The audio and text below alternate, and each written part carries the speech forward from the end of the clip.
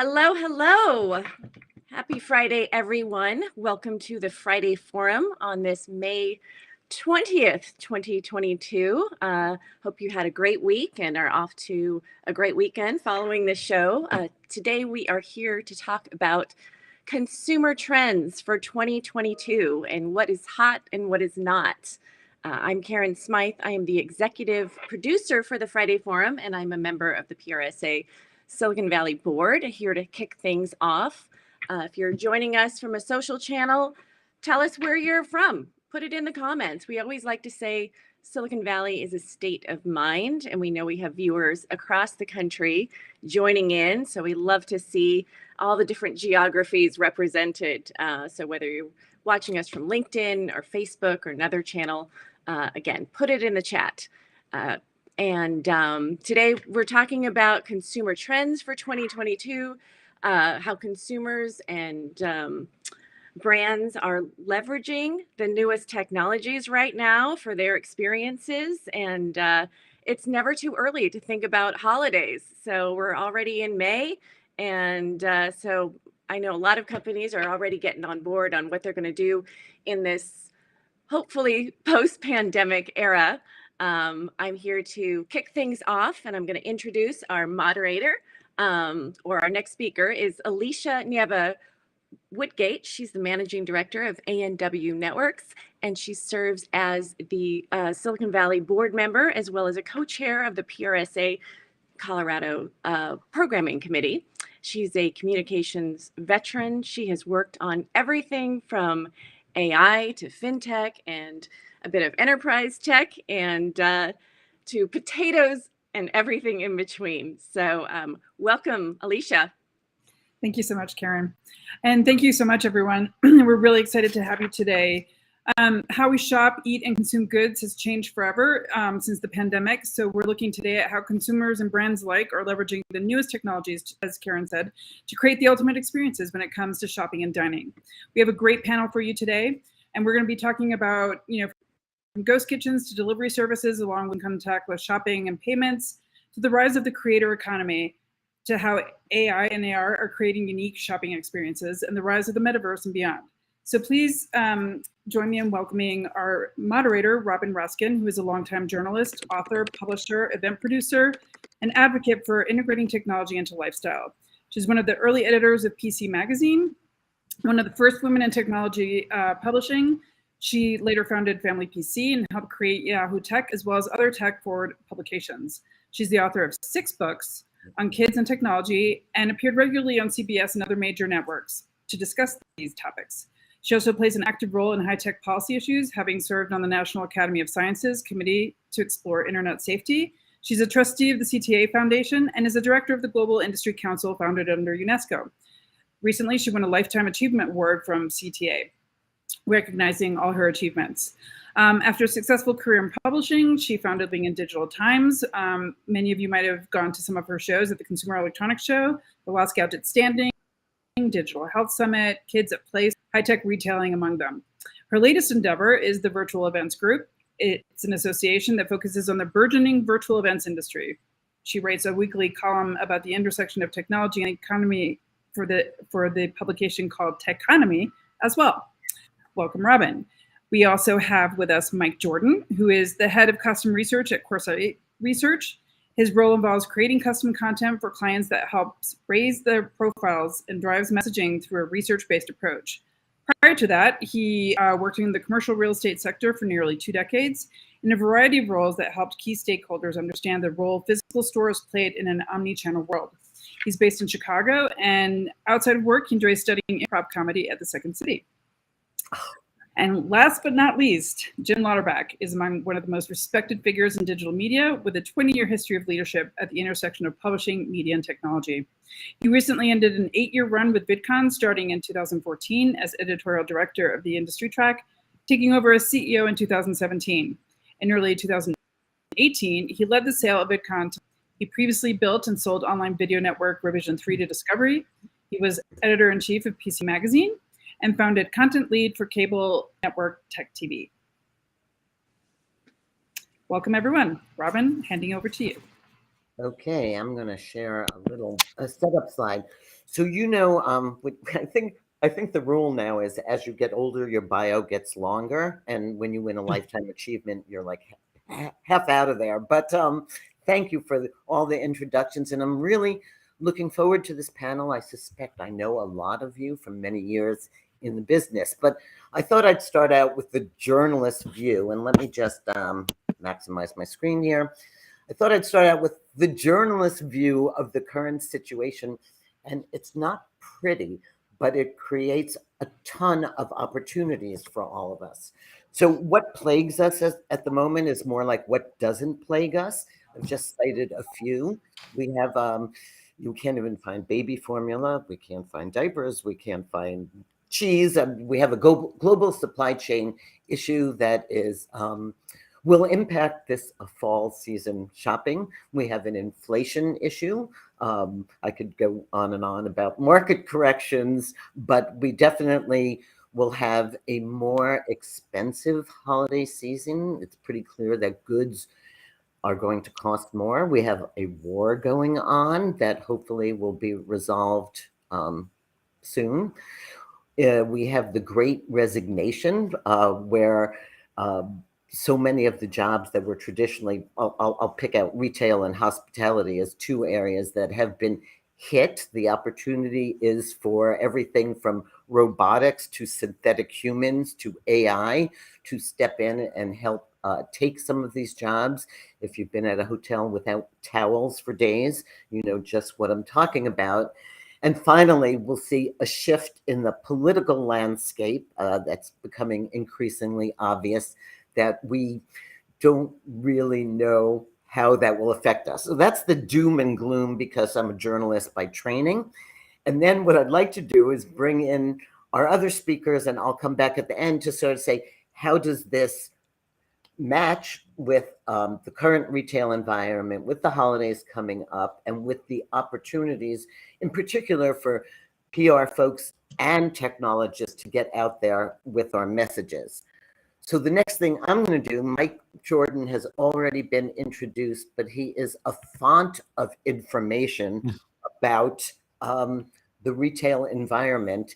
And every year, CoreSite puts out 10 retail themes for the year. We're halfway through the year, and the themes are holding pretty strong. So, Mike, why don't you take us through these 10 themes that are so important as we enter the fall season?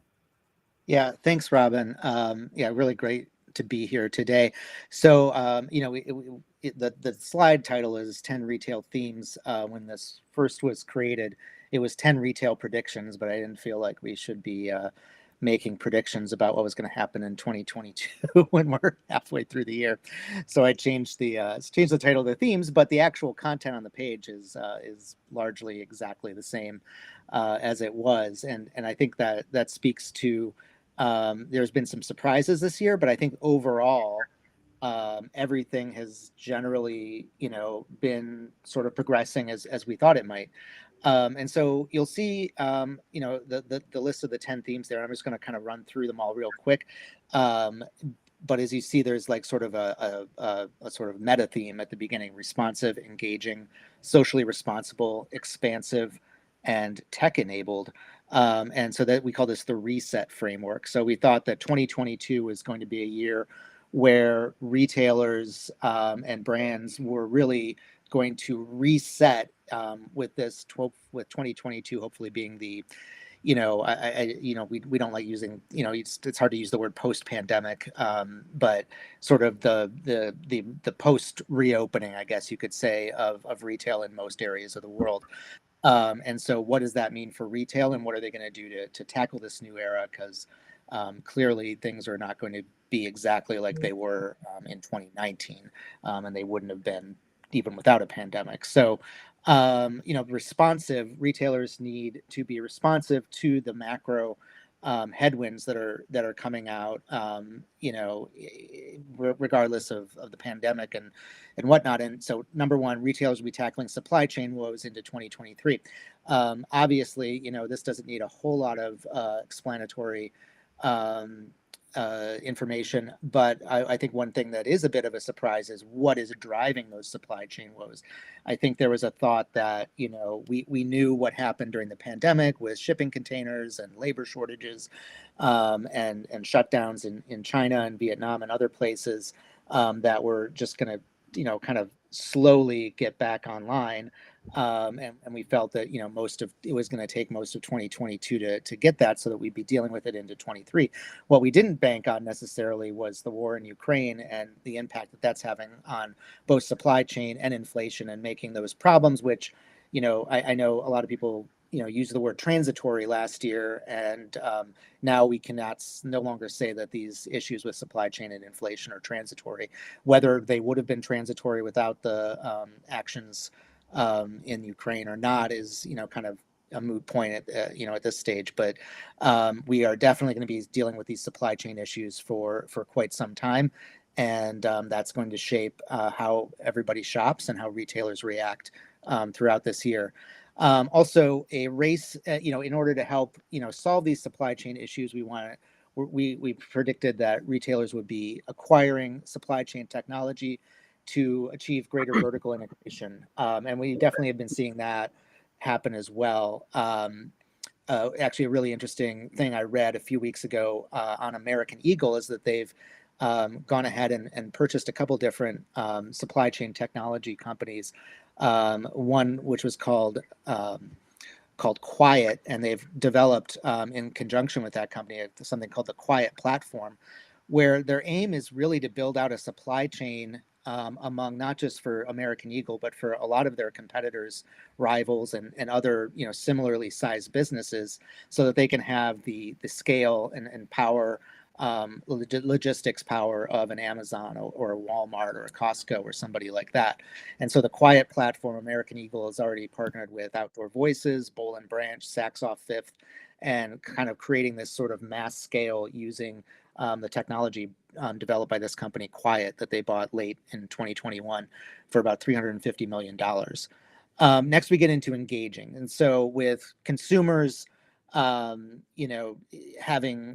been isolated or shopping differently than they had in the past, people now want to be engaged. If they're going to go out and spend time in a retail store or even online,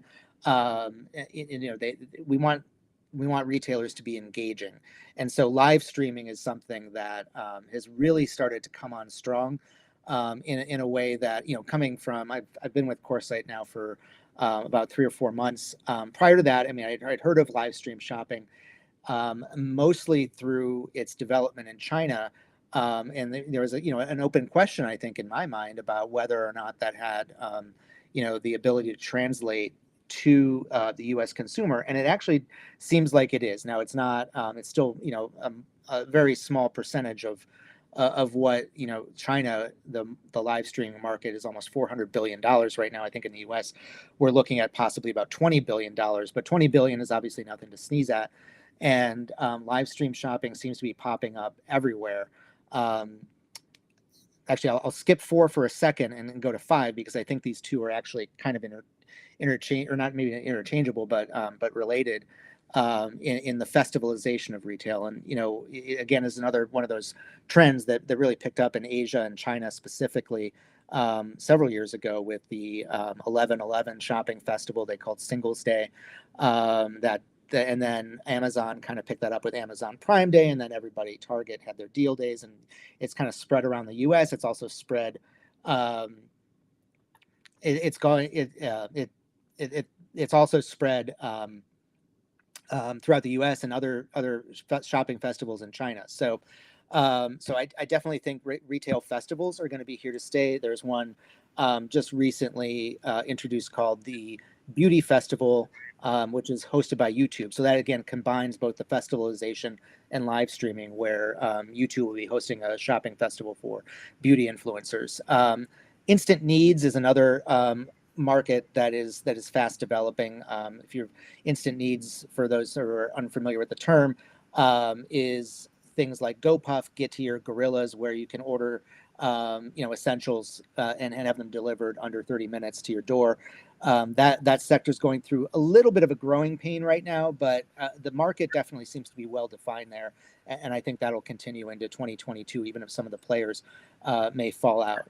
Then we get into social responsibility, and I think if anything, 2020, the world events that we're seeing in 2022, underscore how important it is for retailers and brands to emphasize their social responsibility, sustainability, and the environment need to be top of mind for everyone these days, as we've seen with some of the weather events and whatnot.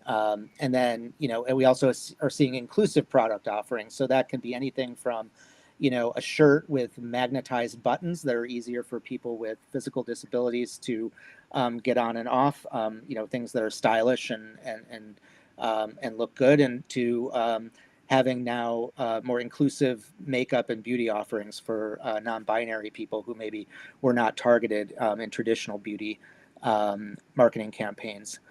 Expansive, again, there's all kinds of new revenue streams for retailers to pick up on. Retail media is the ability now, with the internet now, sort of being in this post-cookie world, so to speak. Retailers have so mountains and mountains of data, mountain ranges of data, if you will, and they can now monetize that data and sell ad space to their CPG partners as well. So I think retail monetization of data is definitely something we're seeing. Kroger does a great job with that on their 8451 platform. And then lastly, the final two are both tech-enabled, and obviously something that I think speaks to a lot of the audience here today. As we've seen with the labor shortage and the Great Resignation, retailers need to be able to utilize their store associates effectively. And really, something that Deborah Weinswig, our CEO and founder, said the other day to me was about how the store associate is now being sort of undergoing a professionalization, if you will. And we've seen this with companies like Best Buy and Dick's Sporting Goods, who've partnered with their vendors, whether it's Nike or Apple or Samsung, to give their associates like real professional training on the products that they're selling. And then lastly, which is something I'm sure we're going to talk about later with Robin, so I'll just kind of mention it here, is the Metaverse. And while I don't know that the Metaverse has taken off into being completely mainstream, it's definitely something that if you paid any attention to tech news, it's starting to penetrate the minds of people. And I think we're seeing a lot of stuff develop. We're in very early stages, but this is, and as somebody who might have been a skeptic about this 12 months ago, I definitely think that some version of this metaverse is the future. So with that in mind, I'm going to turn it back over to Robin, and we'll continue on. So thank you. I have watched CoreSite for years, and I can see, again, halfway through the year, that the things that they talk about in January pretty much are spot on. And I said to Mike when we prep, this is like the Bible. You can say it in 10 steps, and the rest is we're going to add some color to it. And so right. I want to bring Alicia back on stage, because she really knows a tremendous amount of what we saw during the pandemic that has become ingrained in our habits is money, cash, bad. You say, do you have $20 in your pocket? I think I kept the same $20 in my pocket for the whole pandemic. Even everybody, the entire country got familiar with things like Venmo, not using cash, using cashless payments in stores. So Lish, if you can sort of add some color to the tech trends that are there, and then how it's going to play out with products in the retail environment. Yeah, so it's funny, even though I'm a Gen X, I consider myself more of a Gen Z or millennial when it comes to handling cash. I carry none whatsoever. And my mobile phone does everything for me. So one of the things that we found, I used to be the head of corporate communications and investor relations at Cantaloupe, which is a company that leads payments for the unattended and self-serve retail world. And they did an annual survey. And one of the things that we found, obviously the pandemic really led people to want unattended retail. And along with that, hand in hand goes cashless payments. So we saw one of the things leading up to the pandemic was already a new use of cashless and an increased use of cashless and mobile payments, as apps like, PayPal, Zelle, Venmo started gaining momentum. So, and then we had cryptocurrency kind of come into it, but still, unattended retail was underutilized in many categories. But when people started seeing the pandemic come, you saw everything increase from, not your usual soda and snacks to, let's see, pizza, steaks. I think you saw steaks where you were, Robin, up in Hudson. I saw a better one recently. I saw joints in a kiosk in Italy. And I couldn't figure out because my credit card didn't have like the right PIN. I really was so fascinated by this that I kind of had to try it. So kiosks, but also Lish, curbside pickup. The fact that retail stores have adopted to contactless as well. Ask Lowe's for that screw in aisle 14 and they will tell you if they have it in stock. That's true. And I think you'll see more stores have the cashless option. I mean, the self-serve option, which really entails having to have a credit card or having your mobile phone ready. Interestingly, though, although there is a huge increase in the use of cashless, about 25% of those that are 18 to 34 still prefer cash, strangely enough. Which I think will change. And a lot of them also own cryptocurrency and want the ability to use crypto when they pay for things. Who knows what's going to happen now that the crypto market is tanking, but as we know, it ebbs and flows constantly. So we really, oh, sorry, go ahead. No, I think the audience should be thinking about, so question for the audience out there. If you had to leave the house forgetting one thing, would it be your mobile phone or your wallet?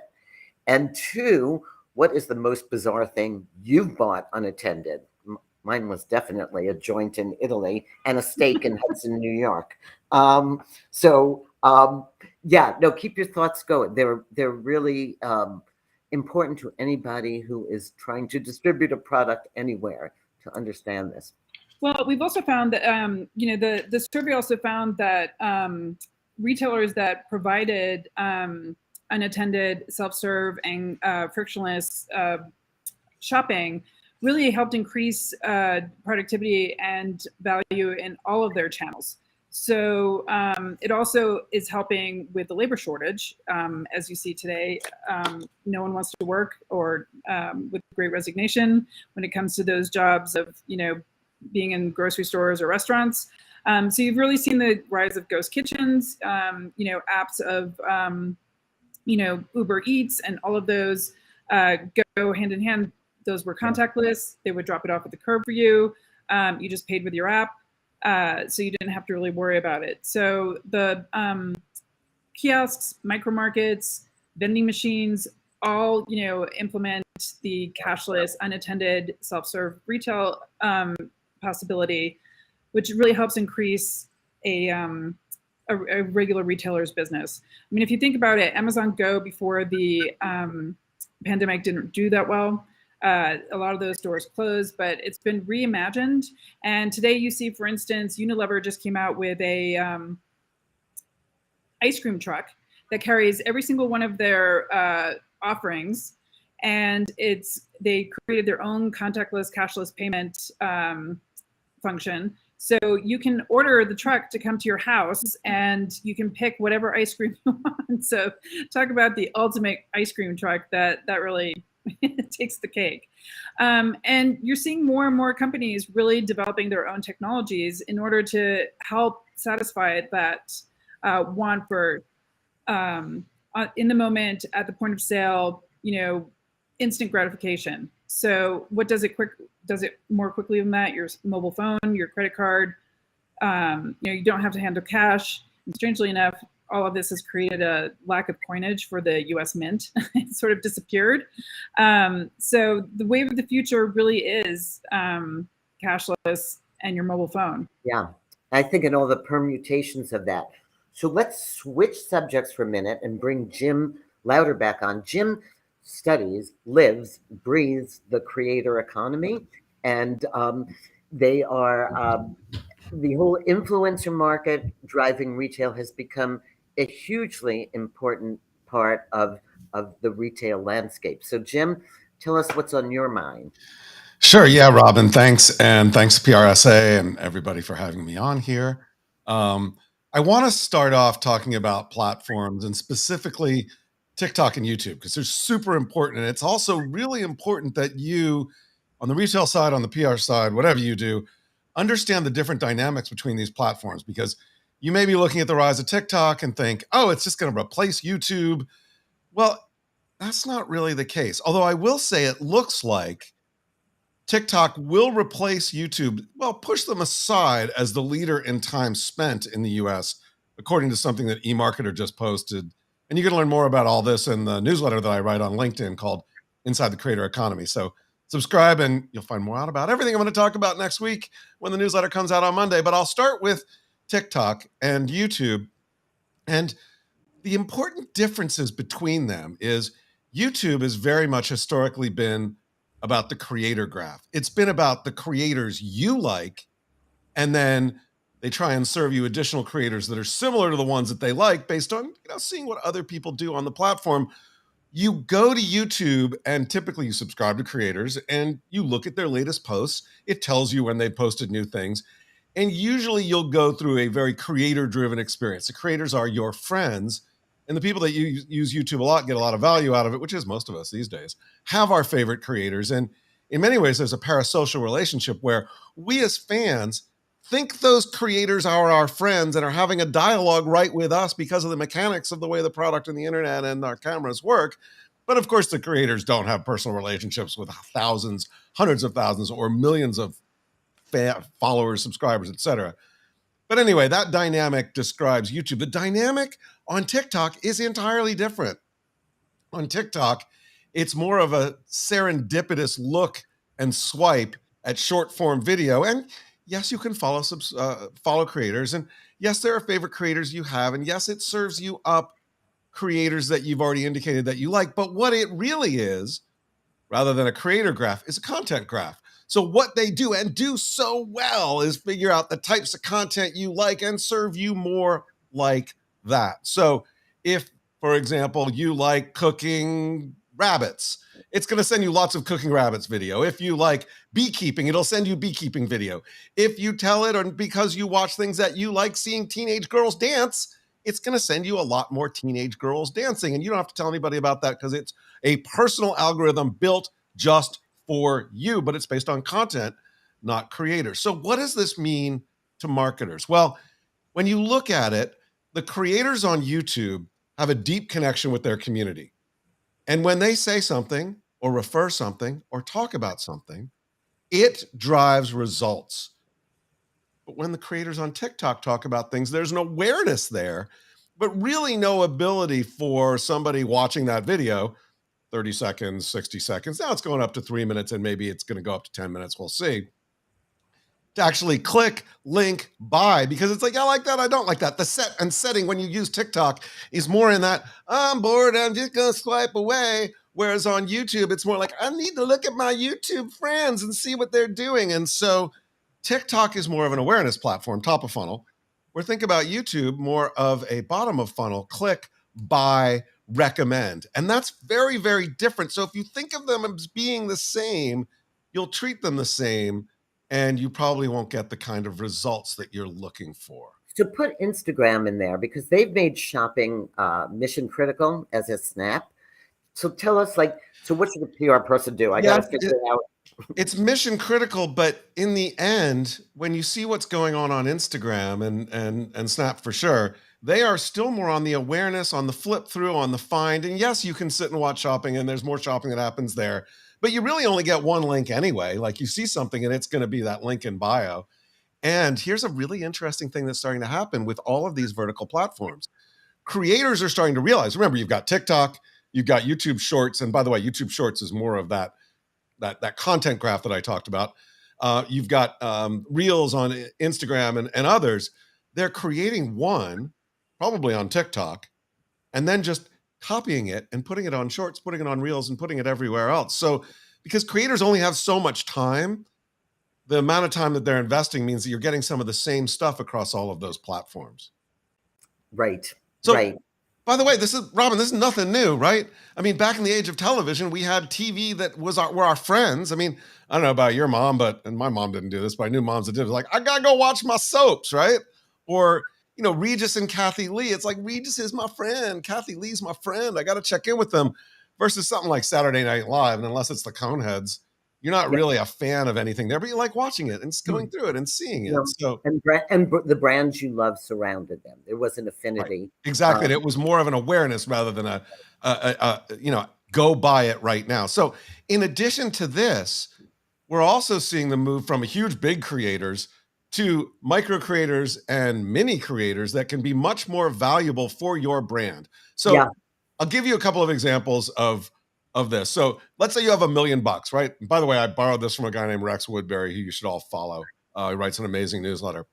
Let's say you have $1 million and you want to hire Kim Kardashian. She's got to be $1 million, right? You got one influencer. She's got about 300,000 subscribers, whatever. Her engagement rate, let's say it's at 1%. The bigger you are, the lower your engagement rate.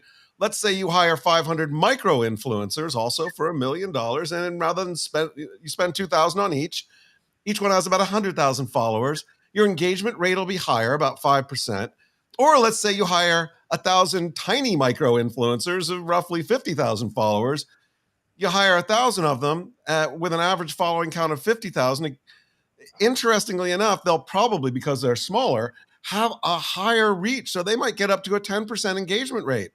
So if you do that, at around $1 million, you'll end up with 250, 300,000 from Kim Kardashian. You'll end up with about the same with those 500 micro influencers, maybe a little bit more. But at that 10% rate, you're almost double with those smaller influencers. So the important thing to think about is smaller influencers can have more power, and there is new technology that will make it easier for you to use them and reach them. Yep. And I think, Jim, you'd also talk about this ecosystem that's grown around this. I mean, there are talent scouts that match the right influencer with the right person. They're using synthetic humans, to portray influencers. So Jim's world is an ecosystem of creators that's larger than just the creator themselves. But right. And the interesting thing here, just to keep in mind, is I'm going to throw a couple names at you that you should go look at. But I believe that we are seeing a world where, and I use creators as influencers interchangeably. I like creators because it's actually a creative process. But we're seeing a world where almost every brand going forward will be a creator-driven brand. When you go into the store, you're not going to see, Vlasic Pickles. You might see Robin's Pickles or some other pickle influencer. I'm not sure. I'm not calling you a pickle influencer, Robin. I'm just saying. You nailed my next career. Check this guy out. Check out Chris Berry, the Idaho Painter. The Idaho Painter on YouTube. Search for him. Not only is he where you go if you want to paint your house and learn tips, but he has a whole line of products that he's selling around that. He's even got his first store in Boise. So Mr. Beast is another example. He's huge, but he's also doing Feastables. He's got his own burger lineup. He's got candy. Yep. Emma Chamberlain, also a big creator on YouTube, makes amazing coffee. This is the future of brands. It's creator driven and creator forced or, fronted. But for it to work, you got to have that passion. So you've got to find creators that share the passion with the product. Otherwise, it's just going to collapse. And you saw this like with Charli D'Amelio, one of the biggest TikTokers. She came out with a line of it as like clothes or makeup. I can't remember which, but it completely fell apart because she wasn't passionate about it. But Dunkin' Donuts and her donut coffee, that she liked. So that is a great segue. And I'd love to, if we could invite all the speakers back, because I want to talk about the transition to the metaverse as an opportunity for all of you, because, and this is sort of my passion at the moment. Yes, retail is, there is a slowing and there is a maturity, and we've all got our eyes on the next great thing. And it sort of feeds off of Jim. But what you're seeing in the metaverse economy now is an opportunity right now for experimentation, but not to be ignored by any brand or any product or any one of your clients. And so the metaverse philosophically can be a lot of things, but it's based on the blockchain technology so that there is proof of ownership in everything that happens. And you all are familiar with NFTs that were kind of like crazy valuations for artwork that just sat on your Bored Ape page. But I want to take you further in your thinking. So Beeple's artwork for $6 million and Bored Apes for however many millions they sold. That was a fad that will right size. What you're seeing now in the NFT world are utilities. So an NFT is a digital asset. It means I own this digital asset, but you're seeing utility assets. So I go to a ball game with an NFT that I've bought, and I get VIP seating. I get to meet the stars afterwards. I get to have a Coke on Coca-Cola. There is utility. Since an NFT is programmable, there is a utility. So they had a fashion show in Decentraland a few weeks ago, and every brand did something kind of amazing with their NFTs. Tommy Hilfiger was there, and you could look at the fall collection of sweatshirts, buy the NFT, but in the fall, you can go into the store and redeem it. You had Estee Lauder there, who dropped NFTs of their new night repair serum that was glow serum into people's wallets, and then their avatars started to glow. I go to this fashion show. I went for the free. I just put on a t-shirt and jeans. I walk in, everybody's got wings, halos. They're looking incredible. I went out, I had to open a Meta wallet. I had to buy Ethereum coin, and I had to just spice myself up a little bit because of peer pressure. So you're seeing people buying digital things in a digital world. But more important for every PR person on this call, you are seeing this cross-pollination between real life and metaverse life. You're seeing governments go online. We like to say that you're never going to stand in line for your driver's license again. You're going to send your avatar to do it. And so if your company or brand has not played with Roblox or Decentraland or Fortnite and start to understand the currencies that are now sort of like nation states, but what it might be like when I can buy a Gucci bag in Decentraland and bring that bag with me to Sandbox, it's going to be open up whole new realms of blurring between physical and meta, and blurring between real life and physical life, and a great opportunities for brands for awareness, but also for commerce, and just to be really clever in their engagements. And so I could go on and on about the metaverse, but I'm going to toss a question to you guys. So the one thing we didn't touch on, and to me is critical, is the role of AI, artificial intelligence, in making all of this, knowing your customer and getting them what they want, more seamless. Anybody have any thoughts about where we'll see AI heading? I did some video editing yesterday. I did it all with AI. It ingested my stupid video. It transcribed it into words. It picked out key sentiment points. This whole thing became of hours what would have been laborious. I had a nice video in like 5 minutes. Robin, what'd you use? What was this? Share with us. I used Type Studio. I used Descriptor, and I used something called Design AI, where design.ai, where literally I wrote a little piece about my Italian vacation, and it drew from millions of database images and movies based on my keywords, and I had a little travelogue. It was amazing. And they're all kind of available for trial for free, and then they turn on the meter. So you should all try these things, because take an event, which is what I do. Nobody's going to sit through an hour of content online. They want the 2-minute summary. So I take our hour-long events, and then I start to carve them up into meaningful snippets. And that's how the way you should be thinking about your products and reaching journalists and the people that are going to drive your market. So to answer your question about AI, I mean, I think when you're thinking about where it's going, think about ShelfX. You know, back in 2018, you had them on the floor at the retail show at CES. You know, it's an amazing vending machine that kind of tracks and starts learning what it is that you're interested in. It's a company based out here in Boulder. You know, the technology transcends. You know, if you think about it, you could have the same sort of technology in stores or even at some point, on your website, tracking how people are, looking at what they're interested in. I mean, if you think about how today, if you even mention something, 5 minutes later, you get 3 ads served up to you for that product. But that's one of the things, I don't know how you guys feel, I hate about AI. So let's just take the Yes or Rent the Runway. Just because I bought a black satin dress once doesn't mean that's who I am. I am many personas, and I don't think AI gets that yet. So I'm catered to as this person that just wants a black designer dress. I wanted that one time in my life. Or maybe I wanted it for my kid, not even me, or some random gift I was given. So I think AI isn't very situational yet when it comes to shopping. Robin, there's a lot of work being done on from for example, OpenAI, which is really interesting, which does GPT-3 as well as DALL-E now. And GPT-3 is really powering these sort of conversational apps where you can have a discussion with it, and it's really very human-like. It interprets what you want. So rather than being like, oh my gosh, that black dress is following me all around the internet, be like, hey, I saw you looked at a black dress once. Let's talk about what you're really looking for, Robin.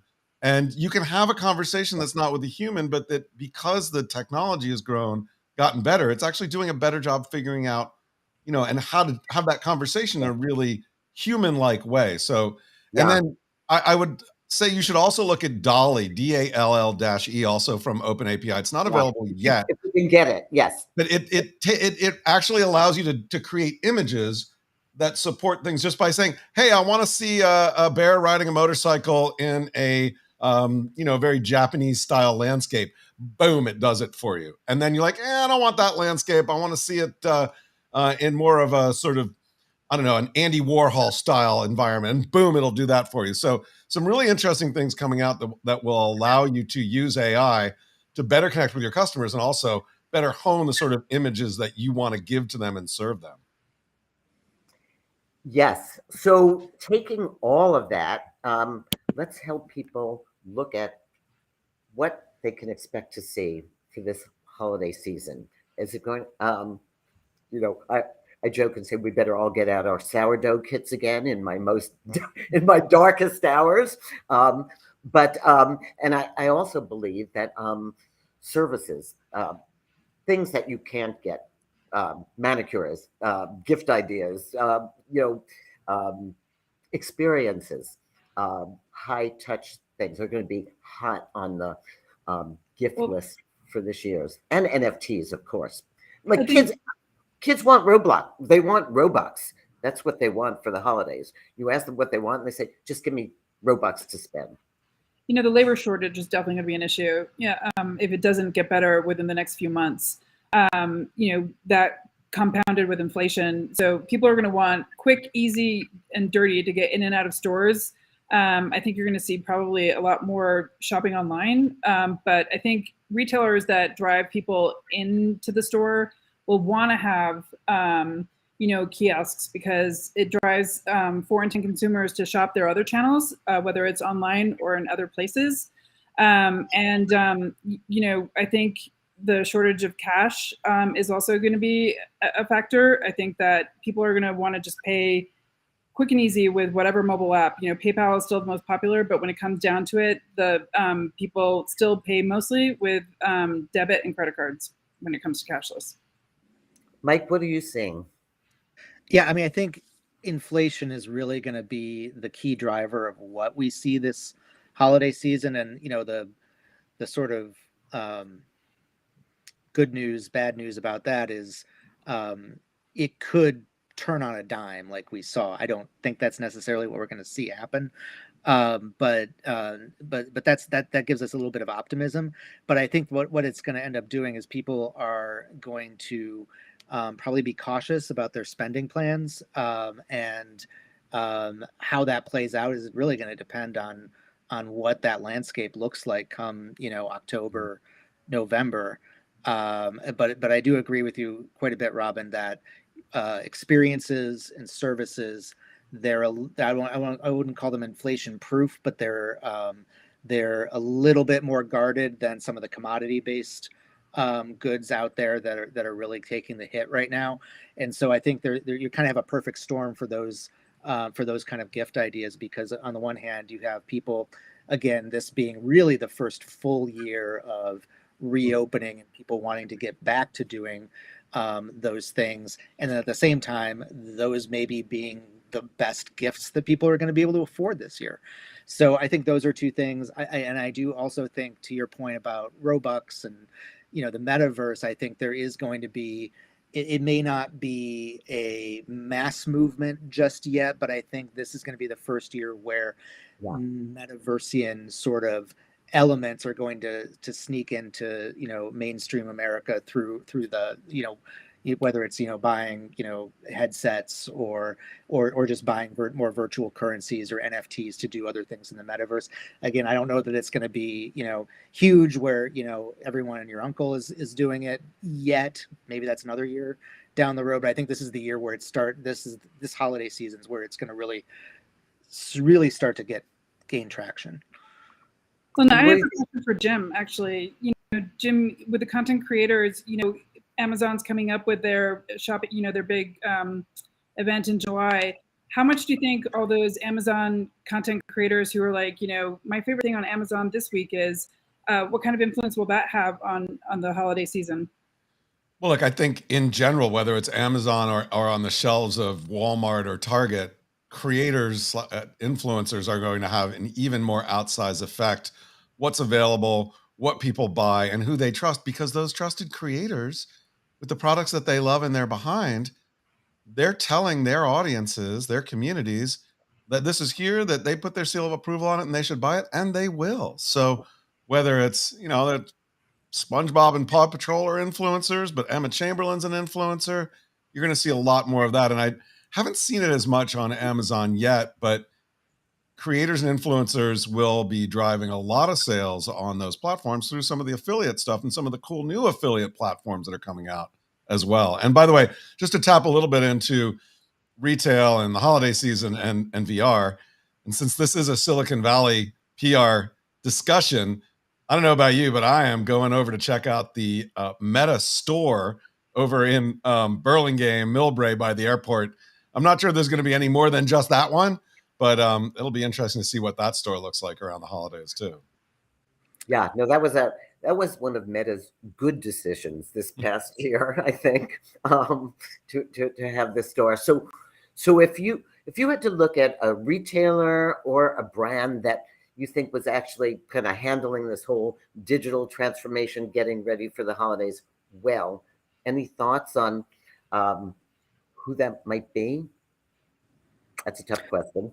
Well, yeah, and it's interesting because I was just having a conversation with a friend about this yesterday.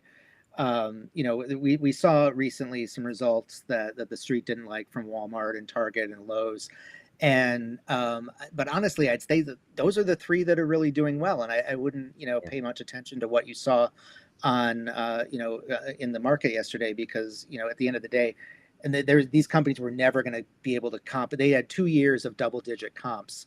In 2020 and 2021. So, that's just the nature of, that's the law of big numbers. There's no way they could, keep up those numbers. But that's, what you saw in the headlines yesterday, that shouldn't cloud, the general outlook on companies like that. I mean, to me at this point, Target, and we talked about this at CES, they've really done the omni-channel thing well. I mean, I really don't think of Target as a store, a place where I go to. That's not to say I don't go to Target in the store sometimes, but it's part of my daily life, whether I'm going to the store or not going to the store. And they've made that whole thing seamless and frictionless.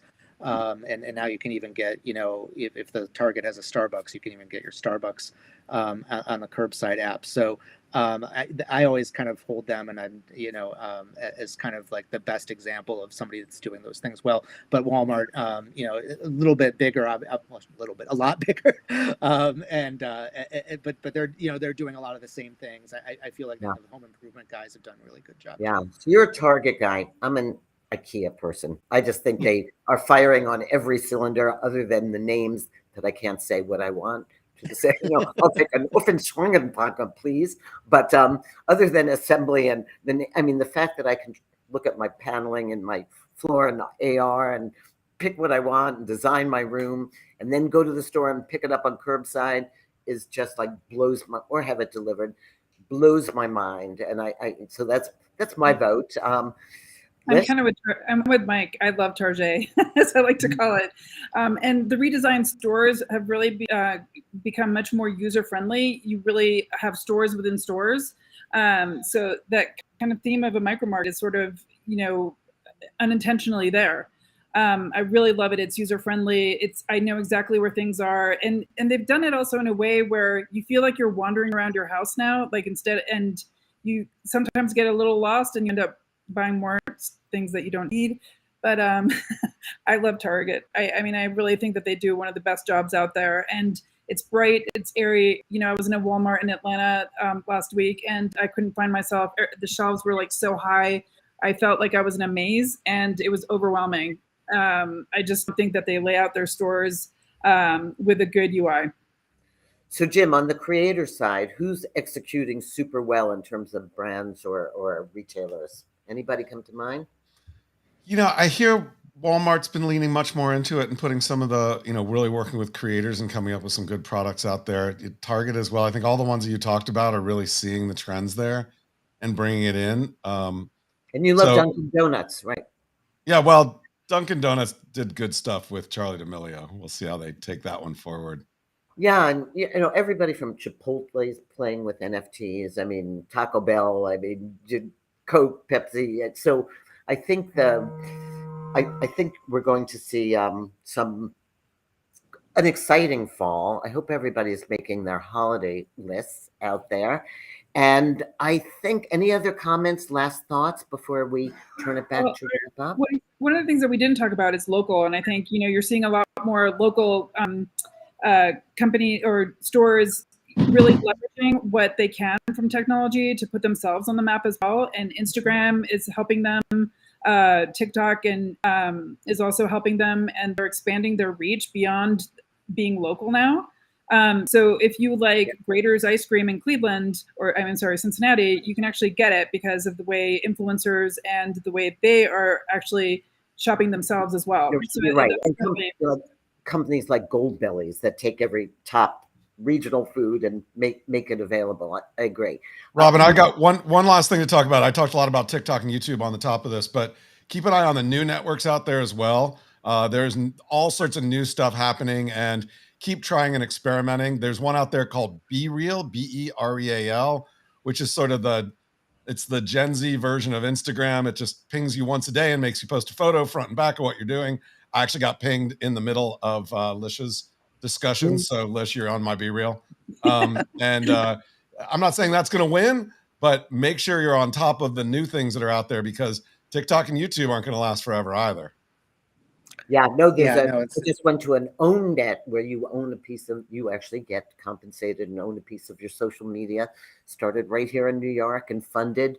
So I think there's so many new things coming today. The two Silicon Valley guys, come on, who started the new social network where you had ownership. I forget the name of it. You guys will probably know. But two former Facebook people. Something. But I think you're going to see what intrigues me the most about this pandemic, and I say this, was the amount of innovation we saw despite all the handicaps around us, despite not being able to collaborate and having to learn new ways to collaborate. I think we've kind of nailed it. So I don't see any audience questions, but I'll ask one last time if anybody out in the audience has something to add to this conversation. And give you a minute. I'll give my last remark, and then we'll see if any questions come in during that. Just give people time. But going back to sort of like final remarks, and it's something I said earlier about the metaverse and the holiday season.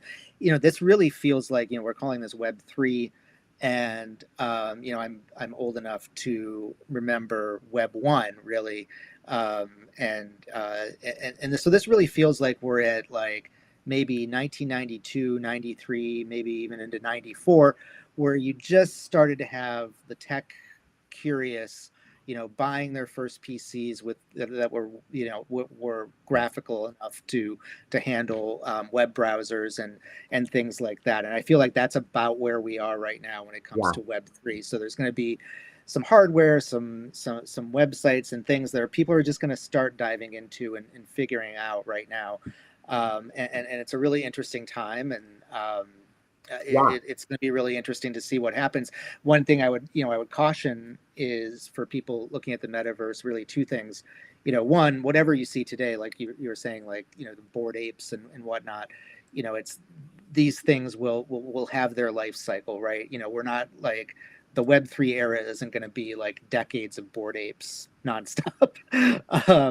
And then the other thing too, and because I came out of I come out of real estate in the physical retail world, and and having been in that business for 2 decades, there really was a sort of us versus them sort of mentality about e-commerce and physical shopping for a long time, and it really was the Targets and Walmarts of the world that proved the whole omni-channel theory. I would hope that for any physical retailers or even e-commerce providers that are still on an older platform, don't look at the metaverse as an either or zero-sum game. It's just another tool in the omni-channel toolbox. And so I think ultimately, the winners are going to be those that recognize the opportunity, and the losers will be those who try to fight it or ignore it. Totally. And I think my last anti things is I live on the Upper West Side of Manhattan, and my neighborhood has turned into a immediate gratification warehouse. I now have a GoPuff, a Gorillas, a Getter, and a Joker on 4 corners of Broadway, a block from where I live. And how many people can need that much immediate gratification? So I think that market will right size too. And commercial real estate has a lot to figure in on that as well. We have to make that work. But I think the advice for PR people is, to pay attention to Mike's Mike's list of things, and social responsibility, authenticity, organicness, services. In Jim's case, taking that creator to the organic parts, and making, and in the metaverse and in a kiosk, just making that feeling of where you're shopping. It's like, how did they read my mind? They know exactly that they're speaking to me. And I think it's, shopping's always been about that, but we have so many new tools at our disposal. So next month, I think you guys are going to have the journalist response, right? And I guess Karen will come back and tell us all about that. And I just want to give a shout out to Paul Neuenschwander behind the scenes, who tells us where to go and where to be. Thanks, Paul. And thanks to the panel. You're welcome. Well, thank you. Thank you, Robin. And thank you, everyone who has joined us today. It's always great to connect, and especially with PRSA Colorado. That's a special treat for us. But great conversation. I think there's so many opportunities, and it's kind of an exciting time right now. And we will be posting everyone's LinkedIn profiles on the PRSA Silicon Valley site or LinkedIn site, so you can connect with folks if you have other questions. Just want to also thank every one of our sponsors. We have Hotwire, Manhattan Strategies, and Signalcast. They're the ones that help produce the show as well. So everybody have a wonderful, wonderful weekend. Enjoy. We will see you back in June for the next series of our Friday Forum. Thanks, everyone. Bye. Thank you. Bye-bye.